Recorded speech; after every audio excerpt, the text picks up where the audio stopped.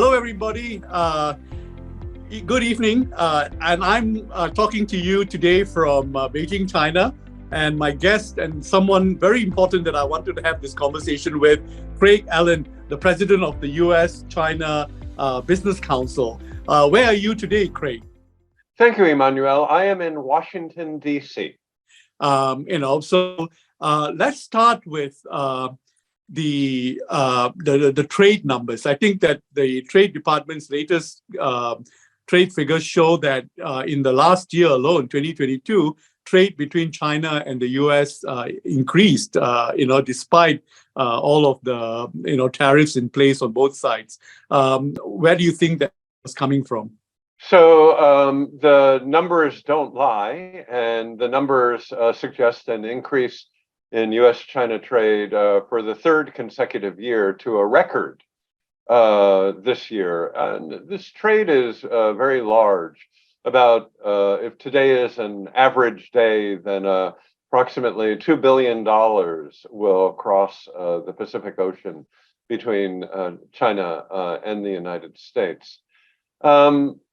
Chinese exports to the U.S. were up in 2022 about 6.4%, reaching a record. And that's despite all of the tariffs that President Trump put in place, which still remain, of course.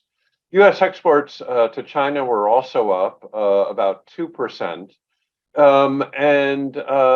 But that's quite remarkable given what a difficult year in China and in the markets. I would say that while the numbers look good on the surface, there's trouble brewing under those numbers. I'd say that, for example, U.S. exports to China were inflated by very high commodity prices. We had record agricultural exports in terms of value, but not necessarily but in terms of volume. Also, energy prices were high, particularly in the beginning part of the year, and a great deal of American coal, natural gas, and oil was shipped to China. So while the numbers have, U.S. exports have increased as much as 40% over the last 3 years, I would not be sanguine about that, and I would not be comfortable to say that in 2023 we're going to see continued increases in our trade. I think it depends on the policies taken by the two governments. Thank you for that, because that put in perspective what the numbers represent for now. What are the most pressing topics that you're handling right now? So I think that traditionally our focus has been on creating a level playing field in China. That remains a top focus. What we would like to see is an equal opportunity for foreign firms in the Chinese market. And I think that we observe that the playing field is not level. And that in particular, state-owned enterprises in China are given many advantages that both the Chinese private sector and foreign companies are not able to take advantage of. So I have cataloged as many as 130 industrial policies used by the Chinese government to preference state-owned enterprises and private companies in China. I think that when you look at China, the current economic orientation or trade orientation is towards something that the Chinese call dual circulation. And that has not been properly defined by anyone. But I suspect that it does not help foreign exporters to the Chinese market and or foreign investors in China.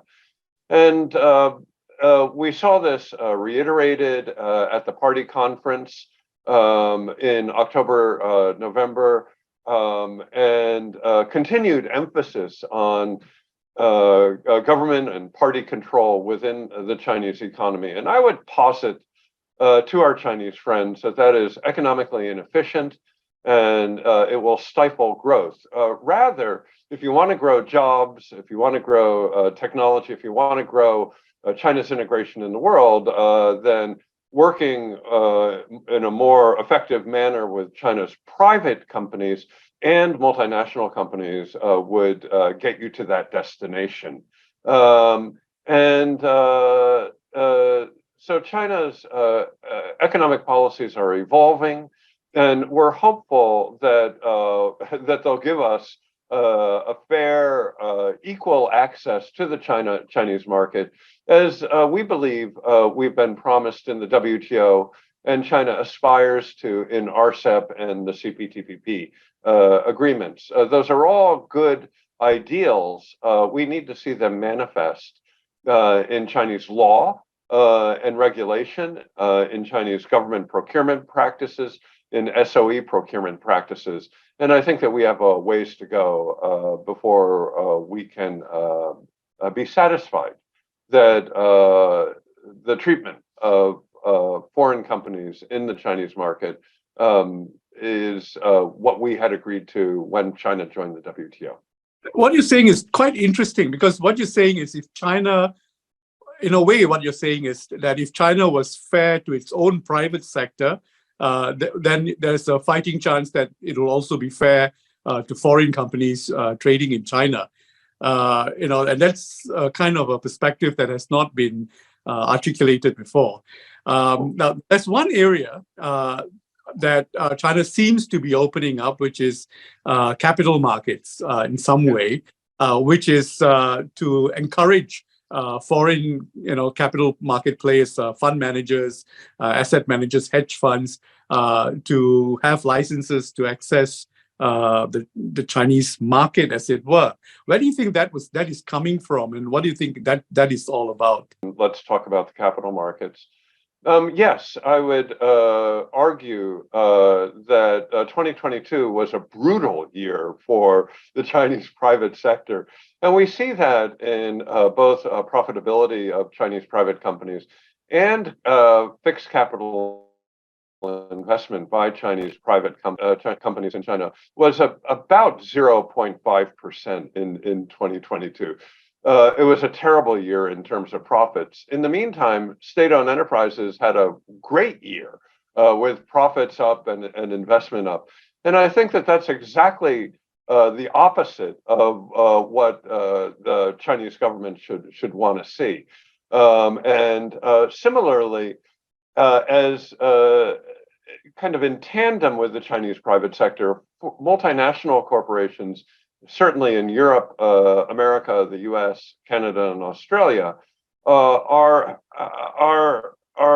rethinking both their investments and their supply chains in China. And that's just a reality of both the economics and the politics of China. So vis-a-vis the capital markets, I would agree with you that we have seen significant liberalization since the Phase 1 agreement signed by President Trump and Liu in 2019, right before the COVID epidemic.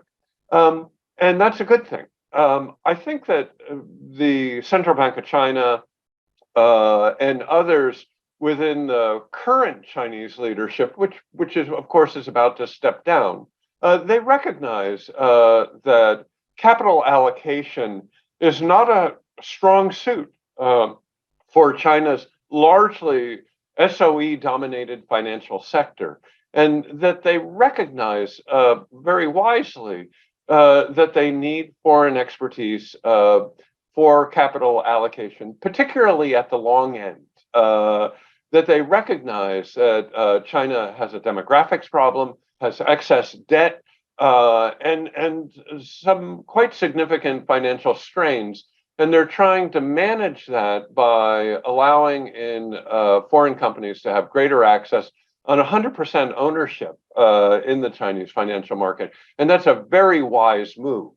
But let's still recall that almost all of the major Chinese financial institutions remain state-owned and thus have a dual mandate of making a profit and acting like a company, but also with a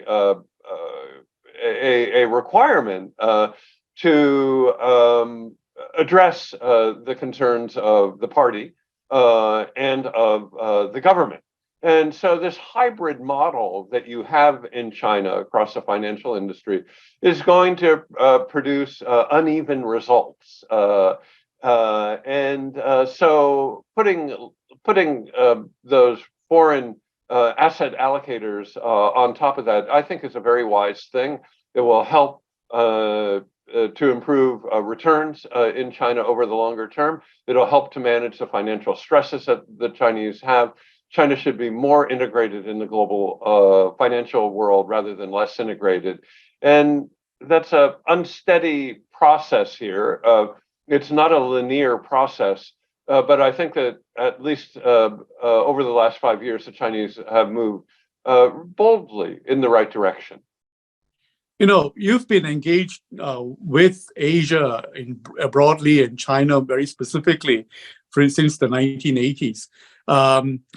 And the one phenomenon that has not been explained sufficiently is the continued growth in China at rates of 12% or so from the time it joined the WTO well into maybe the next 14 years or so. Let's just touch on what do you think you saw in those years of amazing growth, which actually is it's an inspiration to many other countries as well. But what do you think you saw during that period? Sure. The growth story over the last 40 years has been nothing short of miraculous. And it's a wonder for all people around the earth. And it's brought with China's economic growth has brought with it prosperity for many other countries, particularly resource providers.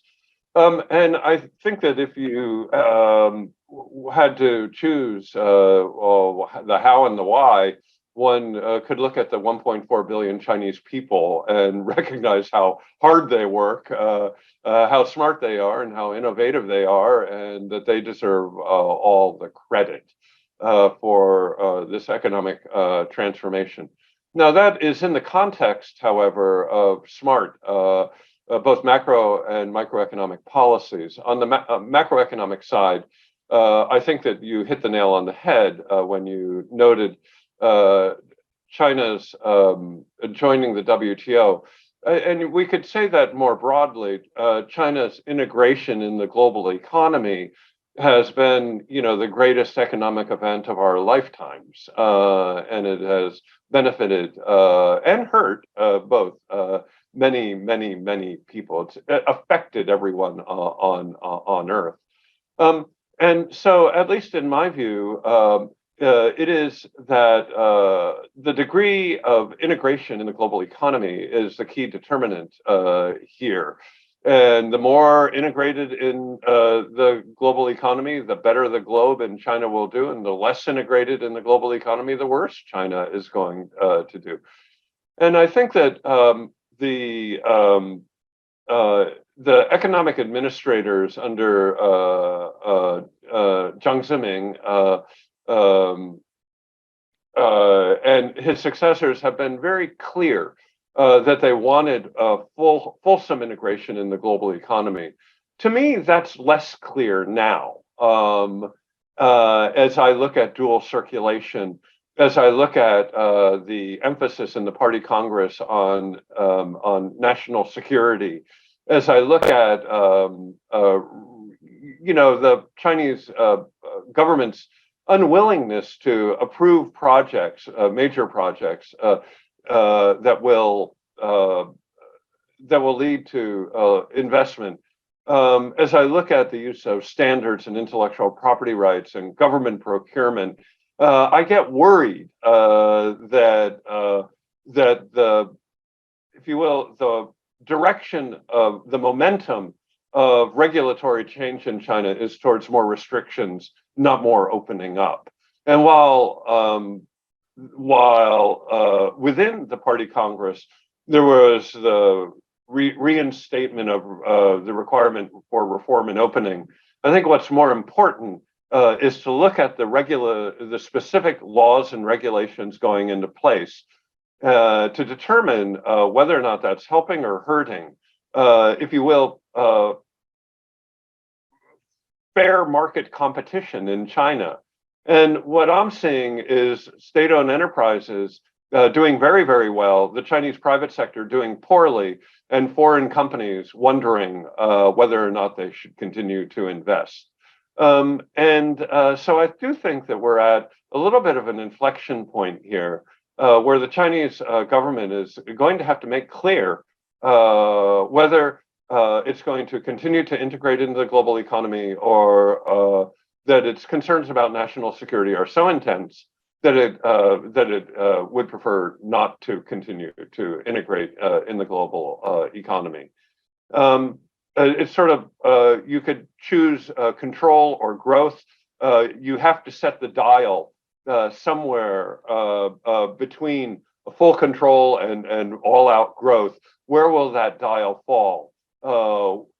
Is a decision of the party and the government, and we shall be observing that very closely for the rest of my lifetime. Give me a sense of the US companies that are successful in China and the US companies that could do better if conditions, the level playing field was more in place. I think that when you look at agriculture and energy, as I had noted with the trade figure discussion, they're doing great and everybody's really happy. I think that consumer goods is a really positive sector for American companies, and consumer services as well. We're looking forward to a reopening of the tourism market, so as a, if you will, a consumer service. I think that chemicals and petrochemicals are doing extremely well. We have a lot of investment going in and a lot of Chinese chemicals, good, healthy global trade there. I think general manufacturing is doing very well also. And there are many elements there that we could talk about. But automotive is doing very well, very rapid technological transitions in that industry, of course. But there are transitions that we're excited about and that we need, and that we are working quite effectively with Chinese partners and customers and suppliers. So we're very, very pleased there. Financial services we discussed before. I think that our companies are very pleased about where we are, and that's true across the board almost. I would say that when we get into life sciences, generally we're very bullish on the Chinese market, very happy to be participating, but there are signs that we should worry about this. And that is increasing intervention with industrial policy, with subsidies and other types of support towards Chinese competitors, a government procurement process that does not seem fair to medical equipment suppliers or pharmaceutical suppliers. But generally, we think that we could work out those problems. We want to address them in a straightforward manner and resolve them. Then you get to tech, and tech becomes very complicated very quickly. And I would say that we see countervailing currents. On the one hand, both governments are looking at semiconductor manufacturing equipment, satellites, aerospace, as national security sensitive. But both governments also realize that they need the other's market and inputs, and that there's a global supply chain in this. So both governments are trying to increase self-reliance in these sensitive areas, and while bolstering their own competitive position. And that's created a complex regulatory environment for both American companies doing business in China, and I guess we have to say also Chinese companies doing business in America. There's a distrust, lack of confidence, and indeed protectionist measures being taken by both governments to support their own national champions. And that leads to significant distortions in some markets.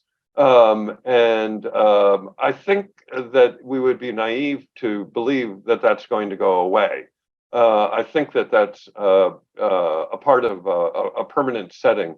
And thus it implicates American companies' activities outside of China, in Europe, Japan, Korea, et cetera, as well as Chinese corporate activities outside of America in third markets. So both governments are fighting for their companies in various third markets around the world. And that creates also market distortions that are interesting to watch and oftentimes quite wasteful. Actually, you touched on something which I want to explore with you, which is multilateralism and America's commitment to its multilateral obligations. You've pointed out how the state, supports all state-owned enterprises in China to an incredible degree, and I see that too. But in terms of the U.S. reaction,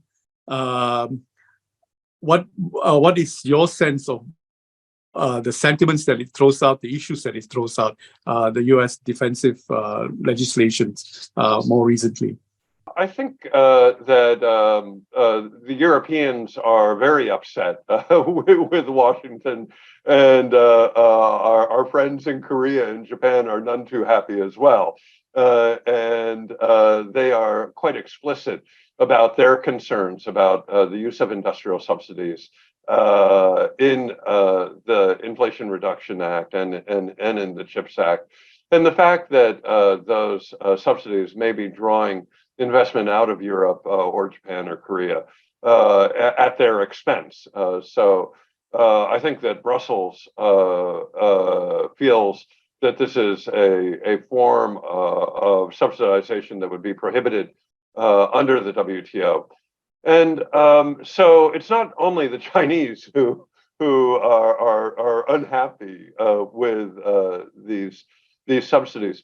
Washington would reply by saying, "Well, sue us in the WTO, and we'll take it. We'll meet you in court," knowing that the appellate body within the WTO is not working.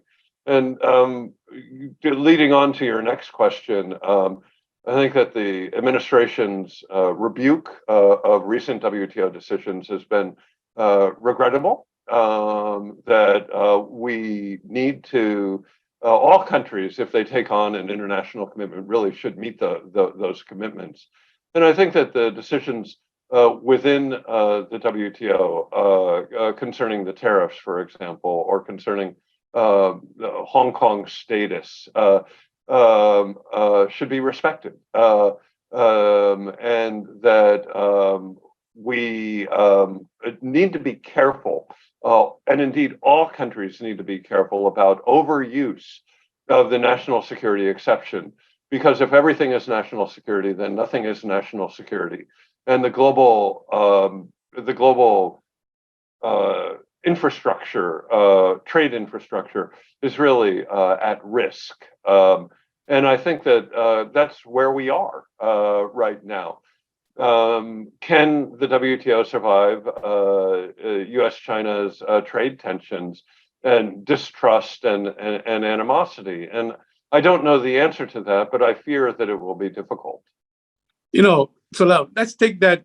Can the WTO survive the U.S.-China animosities? In fact, both countries have been, sort of meddling into the WTO mechanism. Just as far as trade is concerned, do you subscribe to the idea that maybe the U.S. bargaining position is weaker than China globally. When the U.S. Tries to impose its perspective of what trade should be and what relationship should be, it's on a weaker footing today than it ever was before. Is it a footing the U.S. can regain, or is there another game plan? How is the U.S. itself evolving as a country that is relevant to the rest of the world? And of course, there's a greater degree of militarism, and then there's the Thucydides trap as a philosophical underpinning. What is your sense of all this? How do you, as a person who's in the middle, translate the U.S. Bargaining position on the trade front? So, what a wonderful question, a big question, and I thank you for that. So if you look at the Trump administration and the transition to the Biden administration, you'll see an incredible amount of continuity on the trade side. And I think that it's fair to say that while Donald Trump was a populist of the right, Joe Biden is a populist of the left. But they're both populist, and they're both reaching out to what is a aggrieved middle class and industrial and manufacturing class in the United States, mostly represented very well by our powerful trade unions. Joe Biden has said that he wishes to be the strongest supporter of trade unions in American history. And I think that he's doing that, and that impacts our trade policy because the unions look at globalization quite differently from the average readers of Asian Banker or others. So there's a rethink of globalization in general. Is it really a good thing? And how do we do a better job at protecting the victims of globalization? And that implicates trade policy. I think that one of the wonderful, maybe not so wonderful,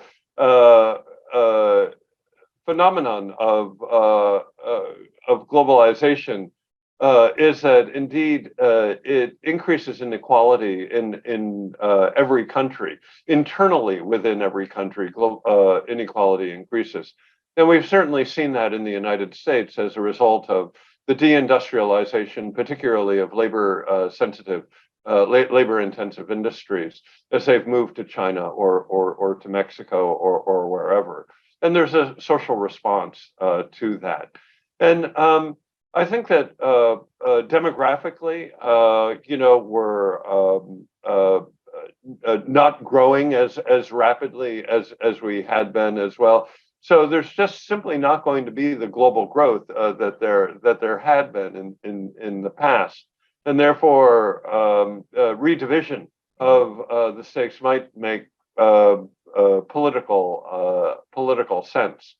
When Xi Jinping talks about common prosperity, I think he's trying to address a very similar problem, that inequality between rural and urban in China is deep, very structural, and Xi Jinping is committed to addressing that problem in a way that might not always best support GDP growth on a global basis.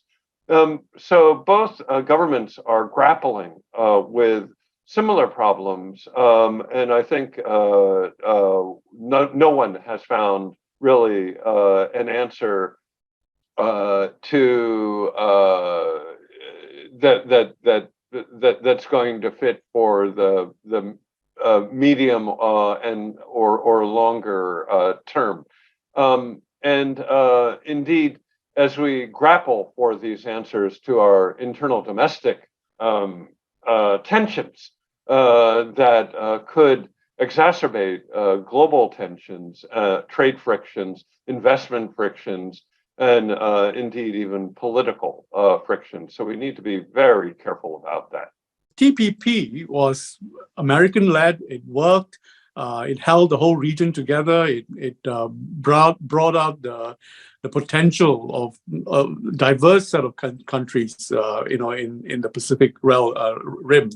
And then the U.S. walked out of it. And when Rcep, in the first year of Rcep, I think the figures are showing that ASEAN increased 19% on its trade with China. So, the narrative, the story is being restated somewhat. What do you think the U.S. needs to do, or what is the motivation for multilateralism in the U.S. today? So the U.S. response to Rcep and CPTPP has been the Indo-Pacific Economic Forum. And that is a grouping of some 13 countries that are talking about deepening ties on the digital side, on infrastructure, and on supply chains, as well as things like climate change and anti-corruption and some other areas. And I think that this is a very weak alternative to CPTPP. It contains a number of the same elements, but without the market access requirements that many in the United States, especially in the trade unions, would object to. And so I am happy that the U.S. government is integrated or is talking with our friends, partners, allies, and other countries in Asia. But I'm disappointed that market access is not on the table because that's really where we get the economic benefits. And so conversely, I have to applaud the success of Rcep, which I think is just getting started and really has a great future ahead of it. I hope so for the people of Asia. Integrating Rcep effectively created a free trade agreement between China and Japan, China and Korea, and Japan and Korea, and that is a magnificent achievement in my view. The United States is not a member and will not become a member. And so the Ipef formula is great as a opportunity to talk with our Asian counterparts, but for how long will they remain interested? What's in it for them? And how will they benefit from Ipef in a material way? Is a question that I ponder. What is, in substance, the U.S. today on the global stage?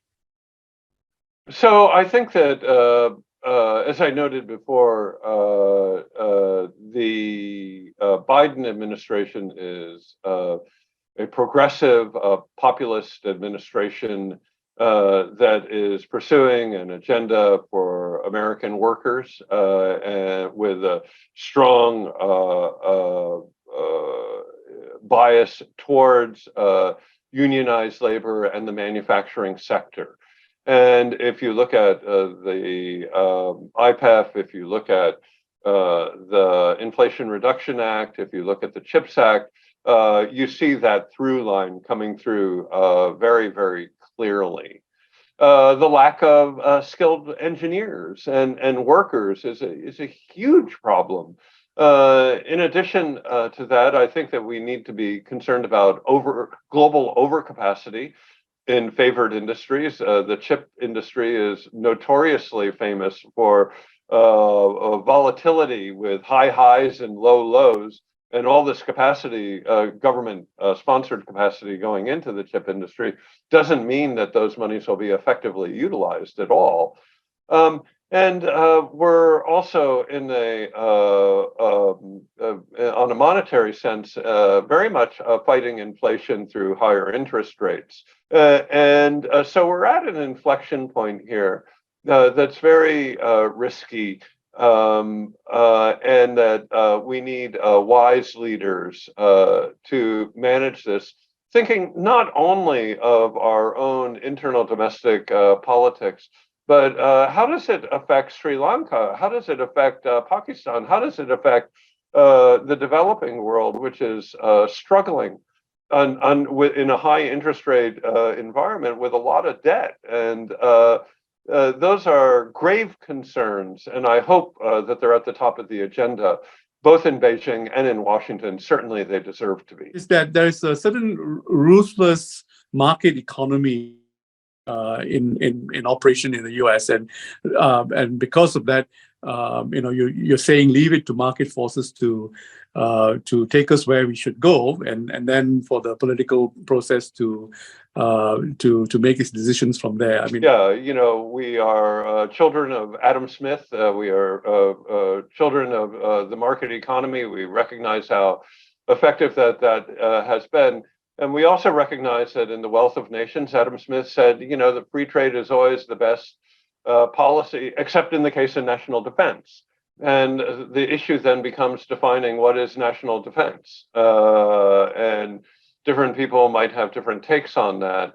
But if we define it too broadly, we do so at the expense of global prosperity. And if we define it too narrowly, then we do so at the expense of national security. And drawing that line is critically important, and I fear that it's drawn too broadly at the current time, both in China and in the United States. That's funny that you said that, because Adam Smith was writing at a time when the Spanish and the English and the and the Europeans and the French were at war with each other. So I think that you can't have an economy if everyone was at each other's throats. So I think that's probably reflected in what's happening today. Final question, forward-looking issues. You mentioned just now trade in data, I think, and the U.S. response, which is the Indo-Pacific Forum, has an element in there on data. And I think that bilaterally, several countries, especially Singapore, has been going around, making trade in data, bilateral arrangements with a variety of countries, including China, including Australia, and so on. What do you think are some forward-looking issues that we need to start, factoring into our thinking when we think of trade? Data as a percentage of global trade is growing very, very rapidly, and will continue to grow rapidly for the rest of our lifetimes. And data is, cross-border data flows are becoming more and more constricted by governments who are unable to differentiate what is national security sensitive data and what data is not national security sensitive. And I think the more conservative governments, and I would put China in this category, would want to restrict virtually all data, cross-border data flows. And the United States is thinking about that too. I would expect some form of greater regulatory pressures on TikTok as a very kind of easy example in the near term. But these cross-border data flow restrictions become very expensive. Virtually all of our 280 members are having to localize their data management in China, and really in some cases, take China off of their information grid. You could bring data into China, but you can't take data out of China. And I think that that's extremely inefficient and expensive. And of course, it hurts the Chinese companies the most. As a Chinese bank, for example, insurance company, a payments company, is not able to bring their foreign clients' data in and then take it out again due to regulations. So this is an area where we need a lot more work. There's a cybersecurity element of it. There's a privacy element of it. There's a national security element of it. There's an infrastructure hardware element of it.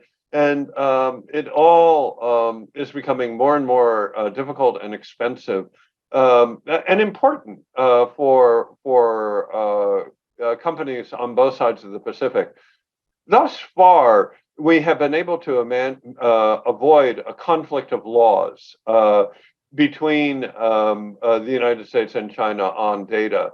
But I say thus far because I'm not sure that we'll be able to continue to avoid that conflict as data requirements become stricter and stricter in both countries. And so this is an area that we're spending a lot of time and work and energy on. The customers of Asian Banker are really going to have to pay a lot of attention to in the future. This might not be straight up and down the financial industry, but you have to get it right. You have to be in full compliance. And how to do that is going to sculpt your long-term future for your organization. And it has to be, and it's going to be expensive. And I want to work with the Chinese government and the US government to try to manage to appreciate their legitimate national security concerns, but allow companies to be able to grow their businesses, to be able to import products, to have globalization, to realize the benefits of globalization without having to become a data island.